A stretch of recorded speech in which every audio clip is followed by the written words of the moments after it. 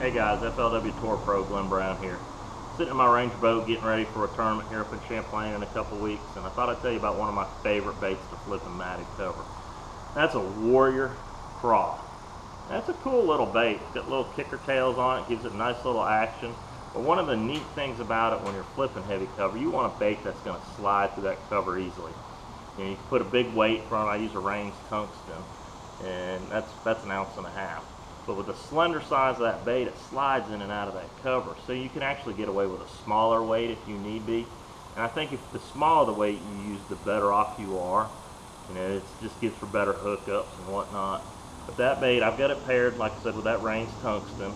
And I've actually got one of those Warrior skirts on there. It's an easy change skirt. And then this is one of the punch shot weights, so it's got actually a collar on there, so that weight slides right up, or that skirt slides right up on that weight. You know, you don't have to have that kind of weight. You can use a regular traditional style tungsten, and the way that skirt is designed, you can just slide your line right through there. It's got a nice collar, just slides through there and sits there.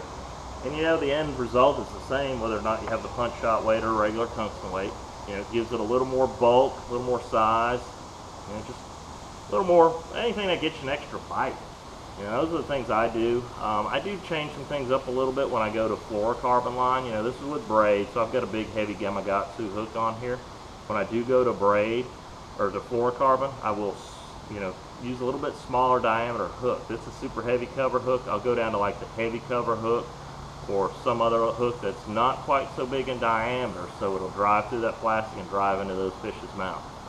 Another cool thing that I like to use that same craw for, and you know, I've kind of kept it under my hat for a while because it works so good, but I'll actually use it for a trailer on the back of a vibrating jig, like a chatterbait. You can slide that up there, and both those legs just kick as you're winding that thing in, and it actually helps slow it down. You know, some of my best success on a chatterbait is the slower you can wind it, the better off you are.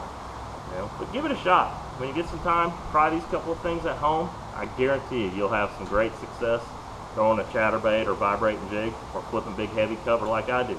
Thanks, guys.